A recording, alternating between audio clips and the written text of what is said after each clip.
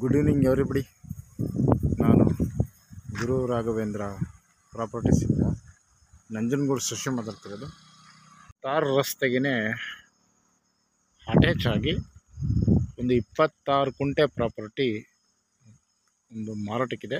But ಈ ತಾರ್ ರಸ್ತೆ ಏನು ಲ್ಯಾಂಡ್ ಎಂಟ್ರಿ ಇದೆಯಲ್ಲ, ಇದು ಕಂಪ್ಲೀಟ್ ಬೇಲಿ ಬೆಳ್ಕೊಂಡಿದೆ. ಬಟ್ ಕ್ಲೀನ್ ಮಾಡಿಸಿ ಕೊಡ್ತಾರೆ ಇವರೇ. ಈ ಮರ ಇದೆಯಲ್ಲ, ಇಲ್ಲಿಂದನೇ ಈ ಸದ್ಯಕ್ಕೆ ಇವಾಗ ಹೊರಗಡೆ ಬರೋಕ್ಕೆ ಇರುವಂಥ ಎಂಟ್ರಿ. ಈ ಮರದಿಂದ ಏನು ಬೇಲಿಯೆಲ್ಲ ಬೆಳ್ಕೊಂಡಿದೆಯಲ್ಲ, ಇದಿಷ್ಟು ಕೂಡ ರೋಡ್ ಬಿಡ್ತು ಅಗಲ ಇದೆ. ಬಟ್ ಇದು 2 ಭಾಗ ಆಗುತ್ತೆ. ಹಿಂದ್ಗಡೆ ಅವ್ರು ಹೋಗ್ಲಿಕ್ಕೆ ಒಂದು 6 ಕುಂಟೆ ಸಪ್ರೇಟ್ ಸ್ಕೆಚ್ ಮಾಡಿಸ್ಕೊಡ್ತಾರೆ. ಇನ್ನು ಉಳಿಕೆ 20 ಕುಂಟೆ ಈ ಭಾಗ ಸ್ಕೆಚ್ ಮಾಡಿಸಿ ಕೊಡ್ತಾರೆ. ಬಟ್ ಇಬ್ಬರಿಗೂ ಕೂಡ ತಾರ್ ರೋಡೇ ಎಂಟ್ರಿ ಆಗುತ್ತೆ. ತಗೊಳ್ಳೋರಿಗೆ ಮತ್ತು ಏನು ಲ್ಯಾಂಡು ಉಳ್ಕೊಡುತ್ತಲ್ಲ ಅವ್ರಿಗೆ ಇಬ್ಬರಿಗೂ ಕೂಡ ತಾರ್ ರಸ್ತೆನೇ ಎಂಟ್ರಿ ಆಗುತ್ತೆ. ಈ ಲ್ಯಾಂಡ್ ಎದುರುಗಡೆನೇ ಒಂದು ದೊಡ್ಡ ಫಾರ್ಮ್ ಇದೆ, ಜೊತೆಗೆ ಎಲೆಕ್ಟ್ರಿಕ್ ಲೈನ್ ಹೋಗಿದೆ. ಇದು 10 ಕುಂಟೆ ಮಾತ್ರ, ಅರ್ಧ ಎಕರೆ. ಇದೊಂದು ಮೈಕ್ರೋ ಲ್ಯಾಂಡ್. ಇದು ಒಂದು ಸ್ಮಾಲ್ ಅಮೌಂಟಲ್ಲಿ ಒಂದು ಫಾರ್ಮ್ ಮಾಡ್ಕೊಳ್ಳೋರಿಗೆ ಇದು ಚೆನ್ನಾಗಿದೆ. ಇಲ್ಲಿ ಊರು 1 ಕಿಲೋಮೀಟ್ರ್ ಅಂತರದಲ್ಲಿ ಊರಿದೆ. 2 ವಿಲೇಜ್ ಮಧ್ಯ ಇದೆ ಈ property.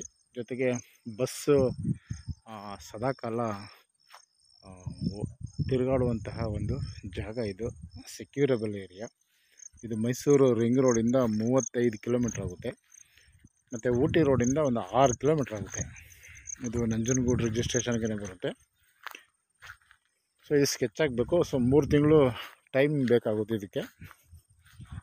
But soil black soil ಇದು.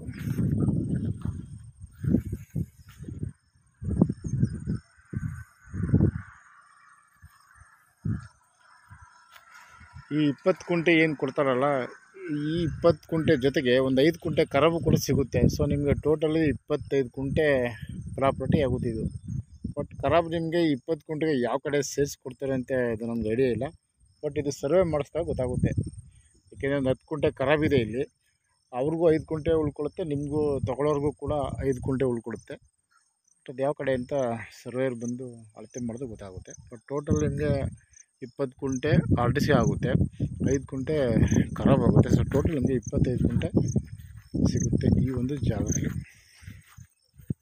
ಇದು ಜನರಲ್ ಪ್ರಾಪರ್ಟಿ.